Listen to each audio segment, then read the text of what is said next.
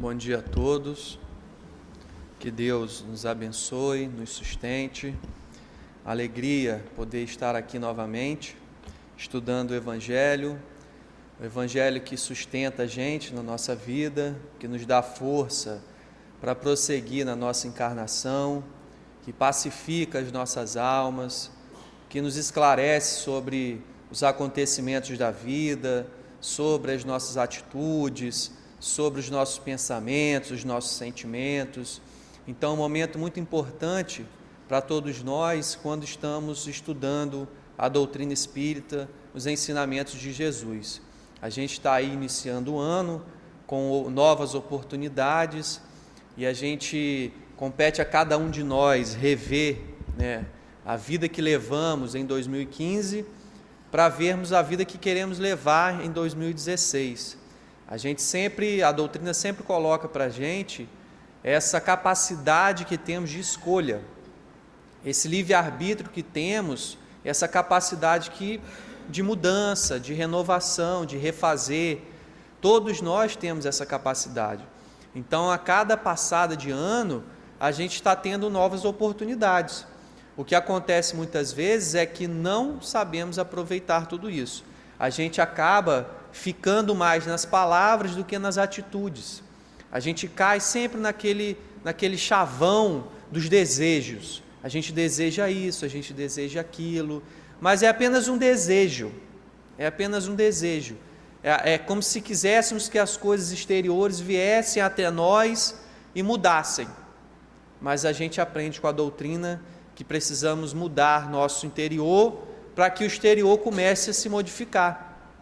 Então, é importante a gente ter essa visão para que possamos ter uma vida mais proveitosa no sentido espiritual, porque o proveito material nós já tivemos muito, já aproveitamos muito o mundo material e muitas vezes, até agora, nessa própria encarnação, nós estamos vivendo mais o mundo material do que o mundo espiritual, cultivando os valores do homem, os valores físicos, os prazeres da carne, os prazeres materiais, e nos esquecemos do prazer espiritual, a paz de espírito, a paz da alma, a paz do coração.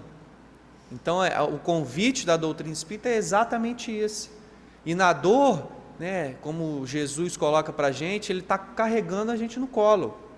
Nos momentos de maiores aflições, de maiores dificuldades, a gente consegue perceber como que a ajuda da doutrina espírita é importante para as nossas vidas. Quantas coisas talvez a gente não conseguiria fazer, quantas situações não conseguiríamos passar, quantas aflições na nossa vida a gente só conseguiu dar conta por causa do apoio dos ensinamentos de Jesus, por causa do apoio da doutrina, dos benfeitores espirituais. Então, tudo isso serve para fortalecer a nossa fé, a nossa confiança nos benfeitores e nos ensinamentos de Jesus. E aqui no Evangelho, iniciando o capítulo 13, ele chama a nossa atenção para que a nossa mão esquerda não saiba o que dá a nossa mão direita. E logo no início ele fala: guardai-vos de fazer as boas obras diante dos homens, com o fim de serdes vistos por eles. O que ele chama a atenção aqui para a gente? Nós vivemos uma vida querendo agradar as pessoas. A gente segue nessa pressão do mundo e acabamos cedendo à pressão das pessoas sobre nós. Então, o que ele está chamando para a gente a atenção é: olha, quem você quer agradar? Os homens ou a Deus? O que você quer seguir? As leis dos homens ou as leis de Deus? Claro que em momento algum ele está falando para a gente ser um fora da lei, materialmente falando, não é isso. Mas a vida que queremos levar é qual? Aquela vida mundana, aquela vida do mundo que a sociedade prega como sendo a verdadeira, ou a vida que eu aprendi que devo levar?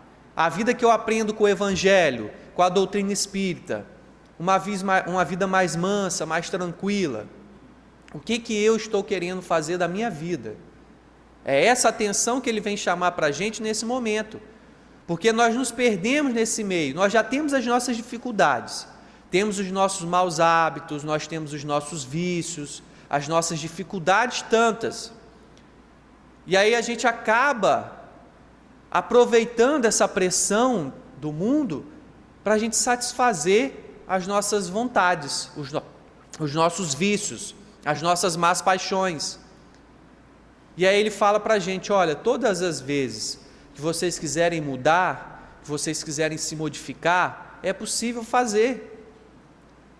Não adianta ficar preso em desculpas, em lamentações, dizendo que não fez isso porque aconteceu aquilo, que eu não posso porque não tenho tempo. É melhor a gente falar, não, eu ainda não quero, porque assim eu vou estar sendo sincero comigo mesmo, porque toda vez que eu tento ficar botando desculpa, é como se eu estivesse mentindo para mim, e não é possível mentir para si próprio. A gente pode até viver uma vida de ilusão, por alguns momentos, colocando desculpas, mas eu sei no fundo, que na verdade o que me falta é a vontade. Então eu sendo sincero comigo mesmo, dizendo, não, eu ainda não quero, eu ainda sou indiferente nessa situação, eu ainda não tenho boa vontade para fazer isso, eu ainda sou intolerante, eu ainda sou preguiçoso, são dificuldades minhas, e a partir do momento que eu assumo isso para mim, tudo fica mais fácil de eu ter forças um dia, de eu me dispor em algum momento a mudar, porque eu estou assumindo que sou eu o problema e não que é o outro. Porque quando eu digo que é o outro, eu não vou em momento algum querer mudar, porque eu vou querer que na verdade o outro mude. Então que mude o outro, mas ninguém pode mudar ninguém. Ninguém tem o poder de mudar ninguém. E aqui ele coloca para a gente a necessidade de fazermos o trabalho no bem. O trabalho no bem. E aí tem uma distinção no Evangelho que ele coloca para a gente: o trabalho no bem, a caridade e os impulsos generosos. E é uma coisa que nós temos que refletir bem, porque a maioria das nossas atitudes no bem não são a verdadeira caridade ainda. Não que em alguns momentos a gente não tenha esse sentimento mais apurado, que a gente tem essa atitude, mas ele coloca para a gente que a maioria das vezes são impulsos de generosidade, aquela empolgação de fazer o trabalho no bem, aquelas datas especiais, dia das crianças, Natal, dia de não sei o que, dia daquilo, dia disso, que a gente tem uma empolgação, a gente entra nesse chavão social e a gente faz um trabalho no bem, a gente ajuda alguém, mas só por aquele momento, e muitas vezes querendo em troca o aplauso, os parabéns, querendo que a pessoa seja grata pelo que eu fiz, porque muitas vezes o que acontece? Quando fazemos alguma ajuda para alguém, e a pessoa muitas vezes é ingrata, a pessoa muitas vezes é indiferente, às vezes ainda é grosseira pelo bem que foi feito, a gente fala, não vou fazer mais nada não, por que eu vou ajudar? Está lá, sofrendo, não tem nada na vida, aí quando recebe uma coisa ainda age assim, ainda é grossa, ainda é indiferente, ainda não sabe agradecer, mas eu estou fazendo bem por quê? Eu estou querendo em troca a gratidão da outra pessoa? Eu estou querendo que ela me agradeça, que ela me aplauda, que ela me abrace, que ela me beije? Então eu não estou fazendo o verdadeiro bem, porque o verdadeiro atitude boa e pautada no ensinamento de Jesus é sem interesse nenhum. Se eu der um presente, ou se eu der uma ajuda e a pessoa ainda assim falar um palavrão comigo, ou ser grossa comigo, o meu sentimento do bem vai continuar, porque o meu desejo é o melhor para aquela pessoa.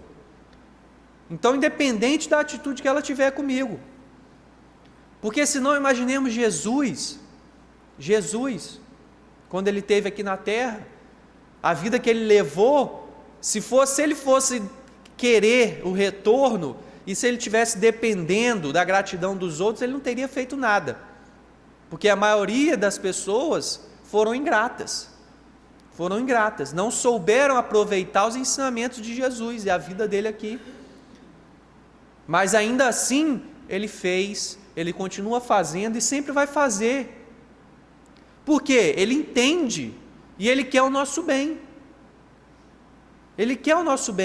A característica dos espíritos superiores é essa: é fazer o bem e proteger aqueles que ainda estão numa categoria de espíritos inferiores, como nós, que ainda somos egoístas, orgulhosos, melindrosos, que ainda só pensamos na nossa vida, que reclamamos de tudo e não sabemos agradecer nada.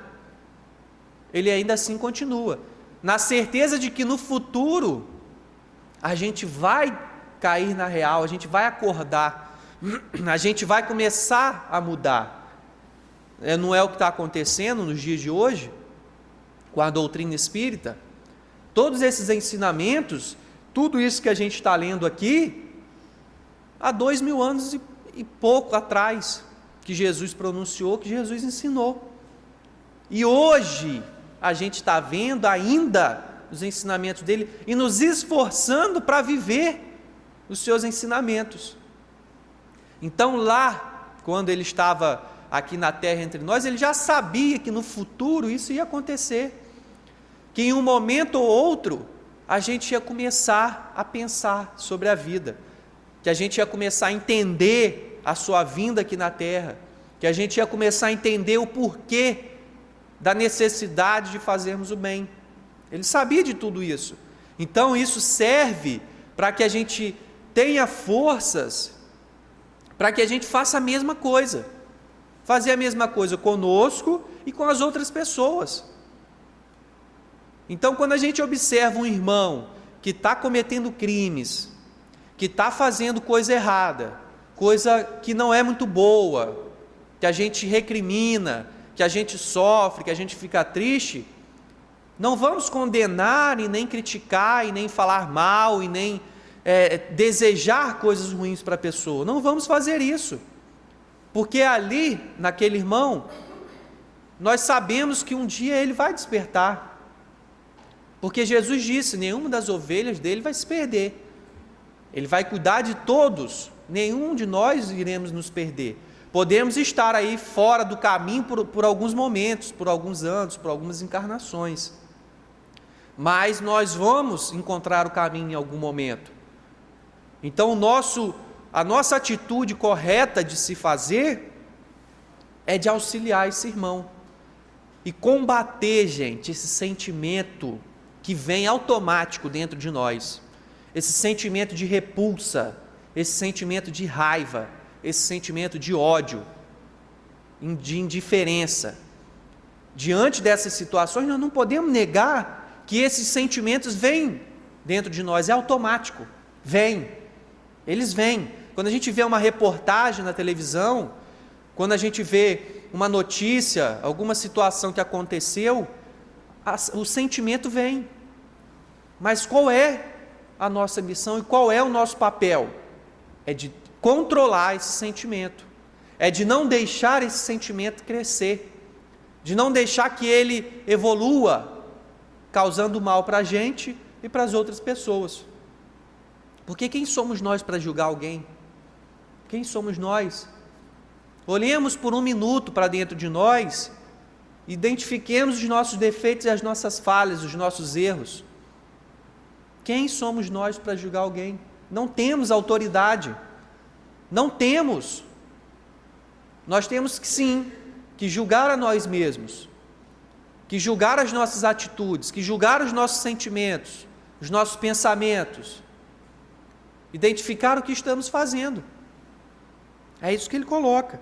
E em seguida ele fala: quando, pois, derdes esmola, não façais tocar a trombeta diante de vós, como fazem os hipócritas nas sinagogas e nas ruas, para serem louvados pelos homens. Em verdade vos digo que eles já receberam a recompensa. Que recompensa queremos receber? Porque nós temos a liberdade de escolha, nós temos a liberdade, e tudo que fizermos teremos uma recompensa. Essa recompensa ela pode ser boa ou ruim, isso vai depender das escolhas que eu fizer e das atitudes que eu tiver, mas todos nós temos recompensa na nossa vida. Então, se hoje eu estou com a recompensa de doença, de dor moral, de desânimo, problemas diversos, se eu estou com essas recompensas na minha vida, com essas aflições, com essas preocupações, com um filho que não respeita, com um ente querido passando por dificuldades, enfim, seja a dificuldade que eu esteja passando, são recompensas. Recompensas pela a vida que eu levei, pela vida que o Espírito levou. Ah, não, mas eu não fiz nada nessa encarnação. Eu tive uma vida direitinha, sempre fui uma pessoa boa, sempre procurei ajudar todo mundo, fiz tudo que tinha que fazer, mas minha vida, se eu te contar, só dificuldade, só dor, só sofrimento. Eu não entendo por quê. Aí a doutrina esclarece para a gente. Crede em Deus, tenha fé, porque algum motivo tem. E hoje, sabendo que nós já tivemos outras existências, que eu já vivi outras vidas, em outros momentos, e sabendo que os erros que eu cometo, se eu não experimentar o resultado agora, em outras vidas eu vou ter que reparar os meus erros. Então, se hoje eu estou com uma vida de dificuldades, alguma coisa eu fiz no passado. Agora, mas eu posso saber o que eu fiz, o que eu fui? Para quê? Será que a gente vai gostar? Será que a gente vai gostar de saber, por exemplo, que eu acabei com uma família toda? Será que eu vou gostar de saber que talvez eu tenha traído a minha família, minha esposa, meu marido, enganado todo mundo, que eu tirei a vida de um, que eu tirei a vida de outro, que eu me suicidei? Será que eu vou gostar de saber disso? Ninguém vai gostar de saber disso. Porque a imagem que nós temos de nós mesmos é uma imagem de bonzinho. Nós achamos que nós somos bons, mas nós temos o nosso lado bom, sim, mas ainda o que está em alta em nós, ainda é o lado inferior, é o lado imperfeito, ainda é isso. Então o nosso histórico não é tão bom. Claro que nós tivemos atitudes boas também, há sentimentos de amor dentro de nós também, claro que tem, mas a maioria dos nossos atos ainda foi de dor e de sofrimento. Então, não nos preocupemos em saber o que fizemos, quem fomos. A questão é o hoje, o presente, o que eu quero para amanhã.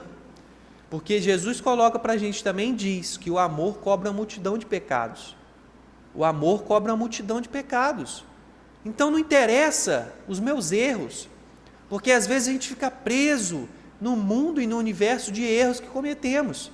Não, eu fiz isso, meu Deus, eu não acredito que eu fiz isso, eu não acredito que eu falei aquilo, eu não acredito que fiz fulano sofrer, eu não acredito. E a gente fica preso nessa lamentação, nesse arrependimento, e esquece de que a atitude no bem hoje vale muito mais. O tempo que eu estou dedicando para o arrependimento, eu dedico para o bem, agora. E esse trabalho no bem que eu desenvolver, vale muito mais. E a cada atitude sincera que eu tenho no bem, eu vou apagando os erros do passado. Por isso que ele fala que o amor cobre uma multidão de pecados. Porque todas as vezes que a gente seguir o caminho certo dos ensinamentos de Jesus, é mérito para a gente. Claro que sem esperar retribuição, sem esperar aplauso, sem ficar cobrando nada de ninguém, sem ostentação. Todas as vezes que a gente estiver agindo dessa maneira, e não estiver agindo automaticamente, querendo que os outros reconheçam o nosso trabalho. Não é isso que ele está falando. E em seguida ele coloca: mas quando derdes esmola, que a vossa mão esquerda não saiba o que dá a vossa mão direita, para que a esmola fique em segredo, e vosso Pai, que vê o que se passa em segredo, vos dê a recompensa. O que se passa em segredo, gente, essa é a palavrinha-chave. Deus sabe o que se passa em segredo. Que segredo é esse? É o nosso íntimo, é o nosso interior, é a nossa intenção. Esse é o segredo. Adianta eu fazer alguma coisa enganando outras pessoas? Não adianta, porque o que está em segredo dentro de mim, Deus está vendo, os espíritos estão vendo. Eu sei que está errado, eu sei que não é verdade. Então adianta eu fazer alguma coisa? Sim, claro, pode adiantar para eu ter as recompensas do mundo. Então às vezes eu vou enganar alguém, vai adiantar para mim, né? Para eu me dar bem no mundo material. Então eu engano, mas aos olhos de Deus não tem como. E aí quando eu retornar ao plano espiritual, aí vem as grandes dificuldades, aí vem a dor intensa. Então a gente vai vendo que não adianta eu vir à casa espírita, eu estou aqui, mas o que está em segredo em mim? Não adianta eu ser trabalhador da casa, eu dar passe, eu estar aqui falando do Evangelho, eu ser trabalhador da casa espírita, a tarefa que seja, ou um trabalho voluntário na rua. O que se passa em segredo dentro de mim? É o que acontece no plano espiritual. Todos esses segredos estão à vista de todos. Todo mundo vê, os benfeitores, eu, enfim. E aí a dor e a vergonha, o arrependimento, vem, visita a gente. A dor do tempo perdido, por não ter aproveitado a minha encarnação, por não ter feito escolhas melhores, escolhas boas. Lembrando que no plano espiritual tem lá o hospital dos religiosos, e lá tem uma ala dos espíritas. Aí aquele lá que trabalhou 40 anos na doutrina espírita, o outro foi presidente de casa espírita, o outro trabalhou 30 anos na reunião de desobsessão, o outro trabalhou não sei quanto tempo, e não estava entendendo porque estava sofrendo no plano espiritual, não entendia nada, mas chegou lá sofrendo, orgulhoso, vaidoso, não, mas porque eu falava do Evangelho, mas porque eu fiz isso, fiz aquilo. Aí quando foi convidado à reflexão, tinha uma vida promíscua lá fora, tinha uma vida de traição, tinha uma vida totalmente desregrada, vinha para o trabalho, mas não botava o sentimento, não se envolvia, não tinha um sentimento sincero pela atividade que estava desenvolvendo. São os segredos nossos que nós ocultamos de nós mesmos durante a nossa vida, e que no plano espiritual está à vista, e não temos como enganar. E aí Jesus, ele dá um exemplo para a gente, que ele coloca assim: tendo Jesus descido do monte, uma grande multidão o seguiu. Ao mesmo tempo, o leproso aproximou-se dele e prostrou, dizendo: Senhor, se quiseres, podes curar-me. Jesus, estendendo a mão, tocou e disse: Eu quero, fica curado. E no mesmo instante a lepra foi curada. Então, Jesus lhe disse: Não fales disto a ninguém, mas vai mostrar-te aos sacerdotes, e oferece o dom prescrito por Moisés, a fim de que isso lhes sirva de testemunho da tua cura.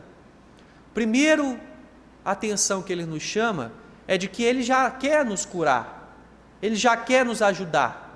A questão é a gente acreditar nisso, é a gente querer a cura, como o leproso fez.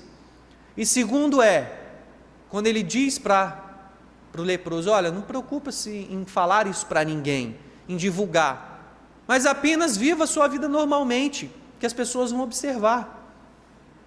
Ele ensinando para a gente que a gente não precisa se preocupar em ninguém divulgar o bem que estamos fazendo, que ninguém reconheça o bem que eu fiz, porque o bem, ele já é o bem, ele já está anotado no caderninho de Deus, vamos dizer assim para a gente entender.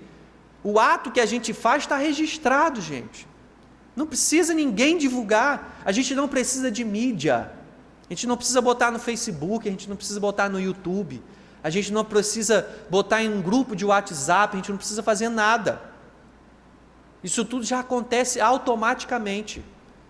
Quando nós fazemos o bem, já está automaticamente registrado. E esse mérito é nosso. E aonde nós formos, nós vamos carregar esse trabalho e essa atitude no bem que tivemos. Então as manchas do passado, elas vão se apagando a partir do momento que eu vou me integrando com as leis de Deus. Quando eu vou me integrando com os ensinamentos de Jesus. É essa tensão que eles chamam para a gente nesse evangelho. E aí a gente vê os infortúnios ocultos, que é outro exemplo. Nos infortúnios ocultos, ela chama a atenção exatamente nossa a sair dos impulsos generosos, de sair daquela coisa de só fazer o bem, de só procurar ajudar as pessoas em datas comemorativas, em momentos que acontecem catástrofes, que acontecem enchentes, que acontece tempestade, que como aconteceu em Mariana recentemente, que aí quando acontece isso, o que a gente faz? Aí a gente vê aquela coisa toda na mídia, aquela coisa, as pessoas doando água, doando roupa, doando comida, doando não sei o que, doando um monte de coisa. Mas aí viveu um ano todo e não se preocupou com nada disso. E tem tanta gente precisando de ajuda no nosso dia a dia, tem tanta gente que a gente passa, a gente vê e fecha o olho e é indiferente, tem tanta gente precisando de um auxílio nosso e a gente esperou acontecer uma desgraça em algum local do Brasil ou do mundo para a gente poder se mobilizar e fazer alguma coisa. E aí aqui ela chama exatamente a nossa atenção, no início fala assim para a gente: nas grandes calamidades, a caridade se manifesta e surgem generosos movimentos para reparar os desastres. Porém, ao lado desses desastres gerais, existem milhares de desastres particulares que passam despercebidos, como de pessoas em seus leitos de dor, sem se queixarem. São esses infortúnios discretos e ocultos que a verdadeira generosidade sabe descobrir, sem esperar que venham procurar ajuda. Olha só que interessante, a verdadeira generosidade, ela não espera a dor e o sofrimento dos outros vir procurar a gente, mas a verdadeira generosidade, ela vai de encontro, ela procura, ela vai atrás de pessoas que estão precisando. E aqui na sequência ele dá um exemplo, uma mulher que tem uma família, que tem tudo no mundo material, ela é rica, mas ela em momentos da vida dela, em dia X, em dia Y da vida dela, ela se dedica a ajudar uma família que é citada, mas com certeza ela tinha outros trabalhos também no bem. Se veste com uma roupa simples, para não inibir as outras pessoas, ela se veste simples, para não poder, as outras pessoas não se sentirem à vontade, se sentirem mal, se sentirem diminuídas, inferiores, então ela se veste com uma roupa simples, e vai ajudar uma família que está passando por dificuldade, está sem alimento, porque o marido está no hospital, está doente, e a mãe, durante esse período, não conseguiu suprir as necessidades do lar. Então ela identificou a necessidade dessa família e foi de encontro ajudar. Mas nós temos a nossa vida, temos o nosso mundo e temos dificuldade de sair do nosso conforto. Essa é a grande dificuldade, sair do nosso conforto, sair do nosso arzinho condicionado, sair do nosso ventilador, sair da nossa caminha confortável, deixar um sábadozinho, deixar de ir para a praia para ir poder ajudar alguém, deixar de ver uma novela, deixar de ver um filme, deixar de ir a uma festa. Nós temos essa dificuldade. Que seja um dia então que não temos compromisso, mas aí a gente coloca outra desculpa, tem que arrumar a casa, tem que dar jeito, tem que cuidar dos filhos, tem que fazer isso, tem que fazer compra. Todo dia tem alguma coisa para fazer. Então a gente não consegue organizar a nossa vida para sairmos da nossa rotina cotidiana e ir de encontro e doar o nosso tempo, doar uma ajuda material, uma ajuda moral, seja ela qual for, para alguém que está precisando. E é isso que ela chama para a nossa atenção, para sairmos do nosso comodismo, do nosso conforto, e ir fazer, botar a mão na massa, suar a camisa. A nossa encarnação, nós estamos aqui nesse momento, é para fazer o bem, é para praticar o Evangelho, é para vencer as nossas imperfeições, os nossos vícios, é para isso. Então vamos nos sentir sempre confortados pelos Espíritos, pela casa, por Dr. Erma, pelos benfeitores, vamos sempre nos sentir confortados, protegidos, auxiliados na nossa dor, mas como gratidão a eles, como gratidão aos benfeitores, a Jesus, a Deus, vamos ir de encontro àquelas pessoas que também estão passando por dores, e que não tem ninguém muitas vezes para ajudar, mas para criticar e para condenar tem um monte, às vezes nós mesmos somos um desses. Então vamos sair desse julgamento, vamos sair dessa crítica e vamos colocar o Evangelho para movimentar, vamos nos impulsionar através dos ensinamentos de Jesus, que aí sim a gente vai estar fazendo um bom proveito da encarnação. Então que a vossa mão esquerda não saiba o que dá a vossa mão direita. Vamos prestar atenção nos segredos da nossa mente, nos segredos dos nossos sentimentos. Vamos prestar atenção nisso, aquilo que a gente não ousaria comentar e falar com ninguém, aquilo que nós mesmos temos vergonha de admitir, aquilo que a gente esconde a todo momento. Vamos prestar atenção nisso, porque talvez seja isso que esteja atrapalhando a minha vida, seja isso que está atrapalhando a minha felicidade, talvez seja isso que esteja gerando a minha dor. Então esses segredos, eles não são segredos, a gente acredita que seja, mas não, está todo mundo vendo, os benfeitores, Jesus, Deus. Então sejamos sinceros para admitir isso para nós mesmos, também a gente não precisa sair falando para todo mundo, né, gente?